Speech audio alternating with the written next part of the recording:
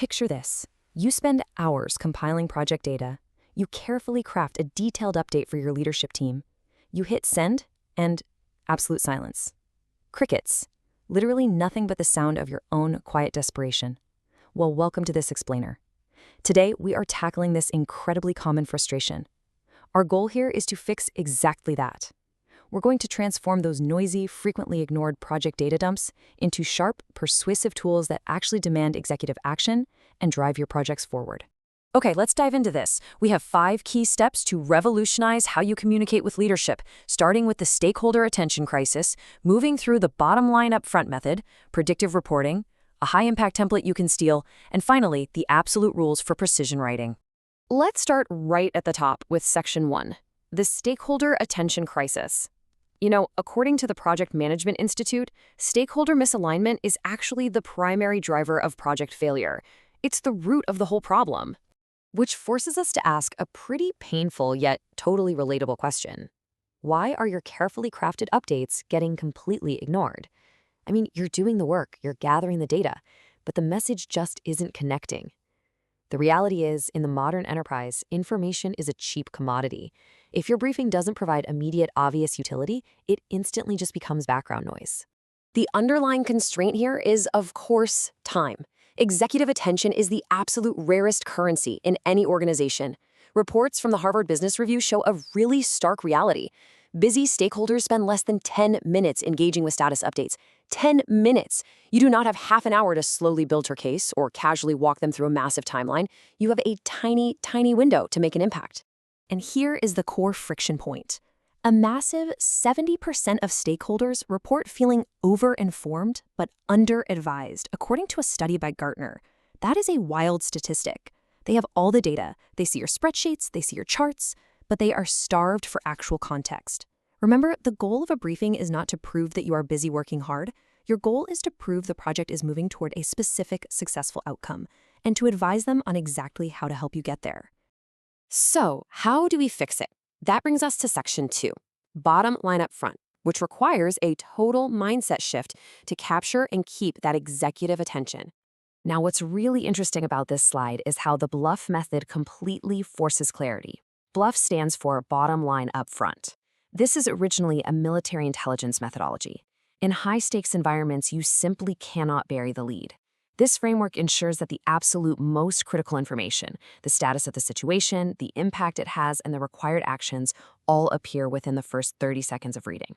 So building a high-impact BLUF summary requires 3 mandatory elements. First is the what, and this is just a 1-sentence health check on the project, nothing more. Second is the why, a super clear statement explaining why this specific update matters to the business right in this exact moment. And third, the ask, a direct request for a decision, an approval, or a specific resource. Honestly, if you give them the what, the why, and the ask immediately, you've already won half the battle. Let's move to some tactical upgrades in Section 3, predictive over descriptive. We really need to move beyond those basic, surface-level traffic light reports. And this brilliantly illustrates the stark contrast we're talking about here. Think about a traditional descriptive update that simply says, Amber, timeline at risk. That is a reactive surprise just waiting to happen. It provides absolutely zero actual value. Now, contrast that with a predictive update. We are currently tracking to our milestone, but there is a 20% probability of a 2-week delay due to upcoming vendor logistics. Wow. That version specifies the trajectory and empowers your stakeholders to immediately prepare for contingencies. It's a total game changer. To be predictive, you also have to aggressively filter out the noise. Let's be real, not every single task deserves a spot in your executive briefing. You must focus exclusively on critical path risks. These are the risks that actually threaten the project's return on investment or its final delivery timeline. If you have a minor software bug or a small administrative delay, keep that in a granular project management tool like Jira. It belongs in the appendix, not in the core briefing that your executives are reading. All right, let's get into the actual toolkit you can use. Section 4, the high-impact briefing template.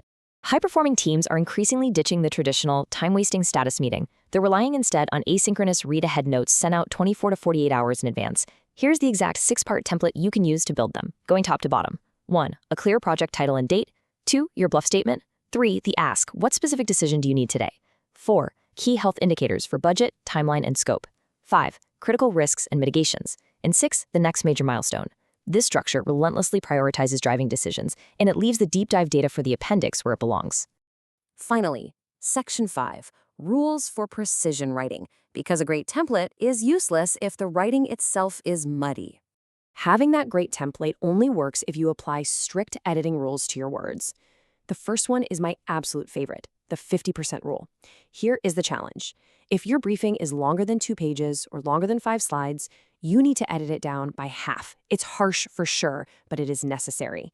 Actually, if you cannot explain your project's current state in just 3 bullet points, you usually haven't yet mastered the nuance of where the project truly stands. Editing forces comprehension. The second rule is to use active language. A passive update like "it is expected that delays might happen" completely obscures accountability. Who exactly is expecting it? Why might it happen? It's completely vague. Instead, use active precision. Supply chain constraints will delay the Q3 launch by 10 days. Boom. That empowers your stakeholders because they know exactly what the problem is and can immediately take action. Which brings us to our final thought for this explainer. As you prepare to hit send on your next update, transforming it from a boring historical record into a strategic partnership tool, I really want you to ask yourself this provocative question. If the stakeholder only reads the very first bullet point of your briefing, will they know exactly what to do? If the answer is no, you aren't done yet. Keep relentlessly editing until that path to action is absolutely unmistakable. Thanks so much for joining me today, and happy writing.